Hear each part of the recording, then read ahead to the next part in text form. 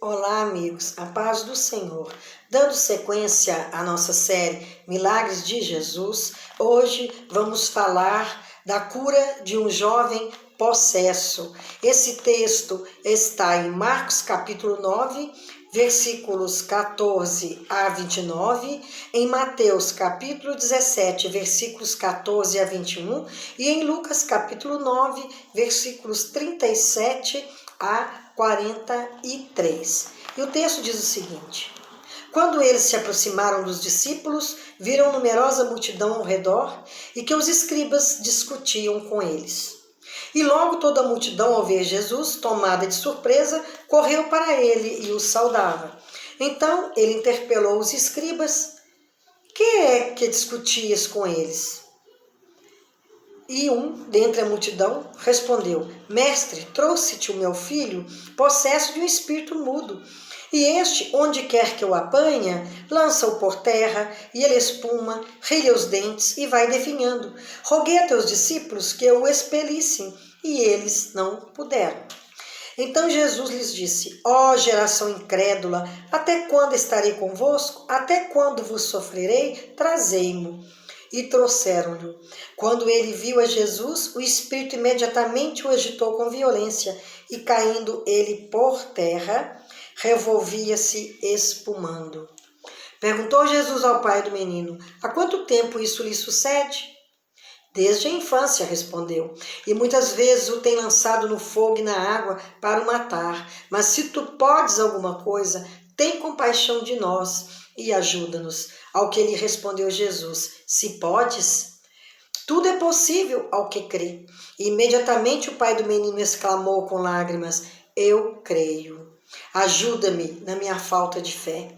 Vendo Jesus que a multidão concorria, repreendeu o espírito imundo, dizendo-lhe: espírito mudo e surdo, eu te ordeno, sai deste jovem e nunca mais tornes a ele. E ele, clamando e agitando muito, saiu, deixando-o como se estivesse morto, a ponto de muitos dizerem: morreu. Mas Jesus, tomando pela mão, o ergueu e ele se levantou. Quando entrou em casa, os seus discípulos lhe perguntaram em particular: por que não podemos nós expulsá-lo? Respondeu-lhes: esta casta não pode sair, senão por meio de oração e de jejum. Esse fato aconteceu no dia seguinte àquele em que Jesus subiu no monte para orar, na companhia de Tiago, João e Pedro, que eram os discípulos mais íntimos do Senhor. Foi quando Jesus se transfigurou diante deles, suas vestes resplandeceram e eles ficaram muito admirados. No dia seguinte, eles desceram do monte. E ao longe, Jesus avistou os 9 discípulos restantes que estavam cercados pela multidão, porque sempre a multidão afluía onde Jesus e seus apóstolos estivessem. E também entre a multidão estavam alguns escribas. Os escribas, nós sabemos que são os doutores da lei, aqueles que transcreviam várias vezes a lei, sabiam a lei de todo jeito, sabiam completamente tudo que continha na lei, embora não observassem para praticar. E esses homens estavam discutindo com os apóstolos. Eu imagino não.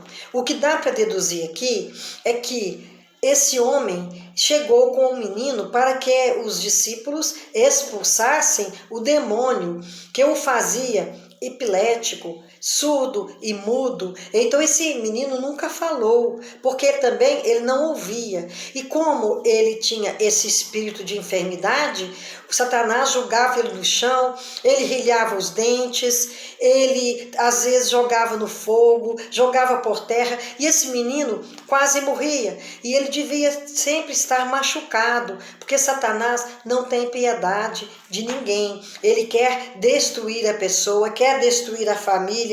Nada escapa à maldade de Satanás. Então o homem, ele no meio da multidão, ele fala com Jesus que ele levou a criança e achava que esse rapaz, porque ele já era rapaz, que os discípulos que andavam com ele, que aprendiam dele, também tinham a condição de fazer a mesma coisa. Teriam sim, porque eles haviam feito isso várias vezes, quando eles estavam andando com Jesus antes desse fato. Muitas vezes eles expulsaram demônios, curaram, consolaram, mas o que a gente deduz é que eles ficaram muito cheios de si, achando que todo aquele poder era da capacidade deles mesmos. E a vaidade, o orgulho bloqueiam, prejudicam a carreira espiritual, porque tudo vem do trono de Deus. Nós sozinhos, nós não podemos fazer nada, porque não temos poder nenhum. Todo poder emana dos céus. E eles já estavam tão seguros de si que eles tentaram expulsar sem orar, e não estavam levando uma vida de constante oração, como no princípio. Por isso que muito do que eles faziam, eles já não conseguiam fazer mais. E nós também, se não tivermos uma vida de oração, de jejum, de obediência, porque o que vemos é que os discípulos, eles não estavam obedecendo nesse quesito de sempre orar, de sempre estar em conexão com o reino de Deus. E isso aí prejudicou até o ponto de eles mandarem o demônio sair e o demônio não tomar conhecimento, não obedecer. Muitas vezes hoje as pessoas querem determinar para Jesus. Nós só podemos determinar para Satanás, que é um derrotado. Mas podemos orar sim, e devemos orar e pedir ao Senhor que nos aumente a fé, e também através da palavra, da leitura, do conhecimento do Senhor, é que essa fé pode ser aumentada. E muitas vezes a pessoa deixa de orar, ela vai se sentindo muito espiritualizada, não sente mais em si a necessidade de buscar, a necessidade de estar na presença de Deus, de jejuar, e ela vai se perdendo na carnalidade e não consegue mais fazer muitas coisas que ela viu que através da oração, através do jejum, ela poderia realizar, mas sempre em nome do Senhor. E este menino, hoje, esse rapaz, hoje nós podíamos dizer que ele sofria de epilepsia, por esse quadro que a gente lê, que ele espumava a boca, rilhava os dentes e ficava todo... ele se remexia. Nós vemos que é um quadro de epilepsia. E quando Jesus ouve que eles não puderam expulsar o demônio, Jesus diz: ó geração incrédula, até quando vos sofrerei? Porque Jesus tanto havia ensinado o tempo todo, eles acompanhando, eles assistindo, vendo tudo que o Senhor fazia, e eles estavam se afastando do Senhor, mesmo andando com Ele. Nós também, muitas vezes, imaginamos que estamos andando com o Senhor, mas no vai e vem do dia, no torvelinho da vida, vamos desprezando os momentos de oração. E quando há muita oração, há mais poder. Pouca oração, pouco poder. Sem esquecer que todo poder vem de Deus. Nós somos insuficientes, nós somos incapazes. Quando o Senhor nos comissionou a pregar a palavra e também realizar as coisas como Ele realizava, Ele esperou que nós mantivéssemos obedientes, sempre buscando conhecer do Senhor mais, orar, jejuar, estar sempre lendo a palavra. E se nós afastamos do Senhor e vamos desprezando os ditames do Senhor, tudo que Ele nos ensinou, tudo que Ele nos orientou que fizéssemos para que a nossa fé fosse aumentada, nós vamos enfraquecendo espiritualmente. E à medida que enfraquecemos, Satanás, que não é bobo nem nada, ele sempre se aproveita de uma brecha. E se estamos fracos espiritualmente, ele vai querer influenciar nossa vida. E nós temos que estar sempre fortes. E como nós podemos estar fortes? através da oração, através do jejum, através de mantermos obedientes ao Senhor. Não há outro caminho. O único caminho é o Senhor Jesus, é a vida que conhecemos. E pelo que o pai do menino falou, ele era doente desde a mais tenra idade. Acho que desde o nascimento. Então esse sofrimento já vinha de muito tempo. Como essa família devia estar sofrendo e sem solução, porque até aquele presente momento nada havia solucionado o problema da criança. E quando ficou adolescente, que eu imagino que ele já esteja nessa ocasião, já na adolescência, ele continuava sofrendo, Satanás continuava subjugando a vida dele e trazendo transtornos, não só físico, como espirituais e emocionais para a vida dele. Então esse menino corria risco sério de vida, porque ele era dominado por Satanás. E quando o homem diz se era possível a Jesus curá-lo, foi uma pergunta que esse homem fez. Se podes, é lógico que o Senhor podia, mas Jesus devolve para ele em forma dessa afirmação: tudo é possível ao que crê. Imediatamente o pai do menino exclamou com lágrimas nos olhos: eu creio, ajuda-me na minha falta de fé, porque não basta crer. Ah, tá, a Bíblia fala que se eu crer, eu vou ver a glória de Deus, mas não é automaticamente eu creio, eu vejo a glória de Deus. Isso aí é através de jejum, da oração, do convívio com o Senhor, da intimidade com o Senhor. Não basta crer, porque crer, muitos creem, mas não realizam nada em nome do Senhor. Até Satanás crê, ele só não obedece, ele apenas é subjugado, mas ele não tem obediência de andar, de cumprir a obediência, de andar com o Senhor, porque ele é perdido espiritualmente, não há mais solução para ele, ele já está condenado. E nós não, nós ainda temos um caminho a seguir, através de Jesus, de andar com ele, de mantermos a intimidade com ele. E Satanás não, ele já teve sua oportunidade, mas ele desprezou quando no céu se juntou a outros e rebelaram contra Deus e foram mandados uma terça parte, mais Satanás, com todo o seu séquito, para esta terra. E Jesus ordenou e aquele espírito imundo o deixou. E esse menino caiu no chão como se tivesse morto. Talvez alguns daqueles disseram, mas ele ao invés de expulsar o demônio, ainda matou o menino, porque o menino ficou por uns momentos deitado no chão, inerte, sem se mover. Então, realmente, era mesmo possível que ele julgasse que ele estivesse morto. Mas Jesus pegou pela mão e levantou.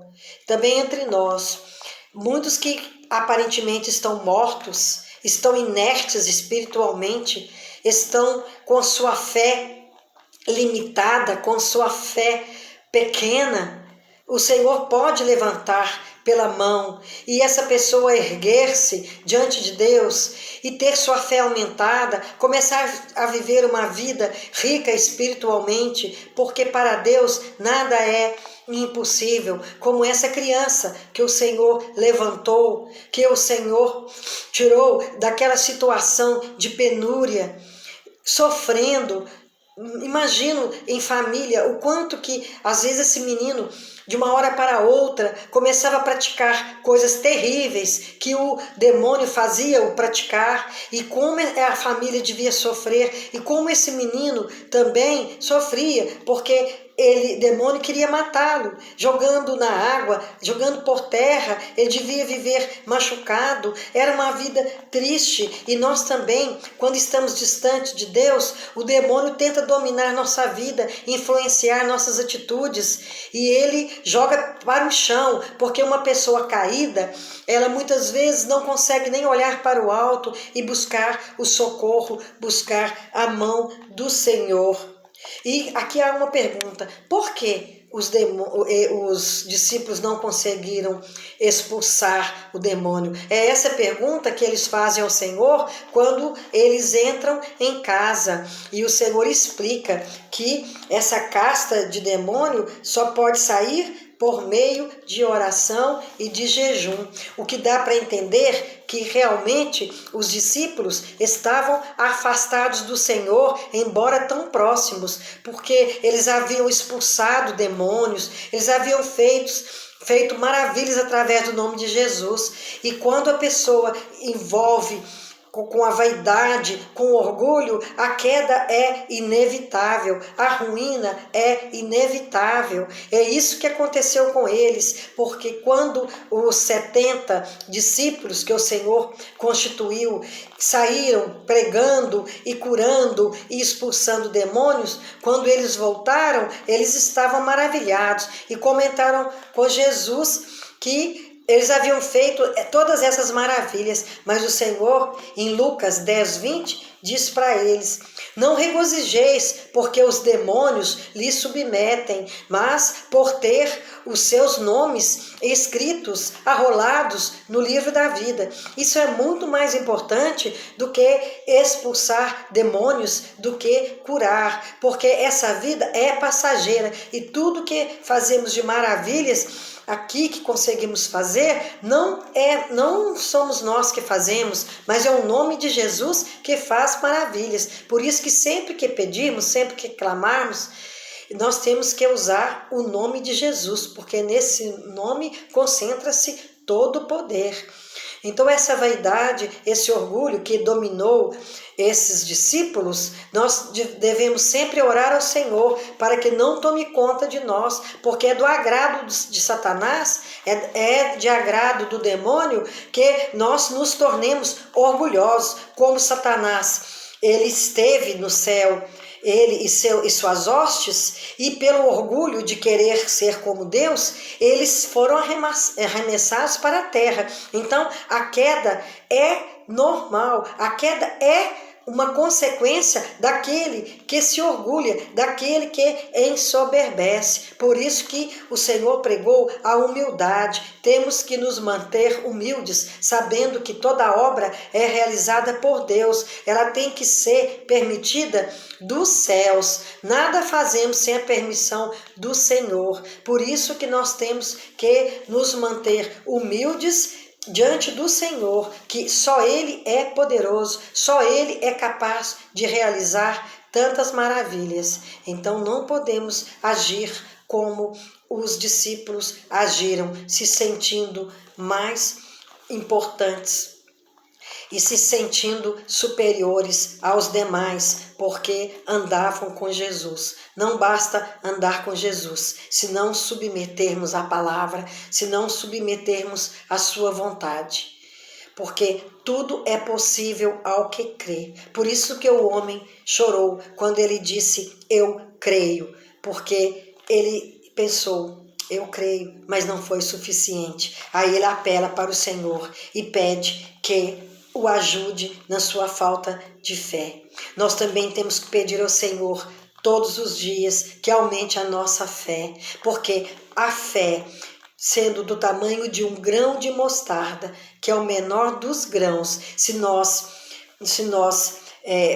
usarmos essa fé, nós podemos ver coisas maravilhosas acontecendo, mas temos que praticar a fé. Quanto mais praticamos, mais ela cresce, porque nós vemos que o poder de Deus é que realiza, é o poder de Deus que faz maravilhas, mas depende que nós não apenas creiamos, mas que tenhamos fé, e a fé vem o ouvir pela palavra de Deus. Então a nossa fonte é a Bíblia, é a palavra de Deus. Então nós não podemos ignorar este livro. Este livro tem que estar na nossa vida, para nós consultarmos diariamente, para lermos e para estudarmos, porque aqui tem palavras de vida eterna, não só de milagres e bênçãos, principalmente porque o nosso nome deve se manter arrolado no livro da vida, para recebermos a coroa da vida. Que o Senhor nos abençoe, que o Senhor nos guarde, que o Senhor nos proteja e que aumente a nossa fé. Amém e amém.